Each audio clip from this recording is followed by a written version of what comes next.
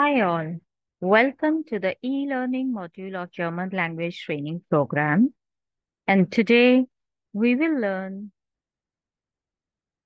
about Germany and some interesting facts about it, the basic etiquettes that to be followed there, and after the end of session you will be able to introduce yourself in German.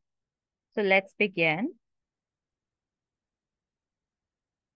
So Germany and some facts. There are over 1,500 different kinds of beer in Germany and over the 300 different kinds of bread in Germany.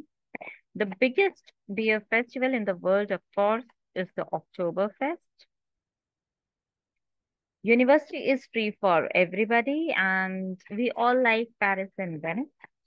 Berlin is 9 times bigger than Paris and has more bridges than Venice.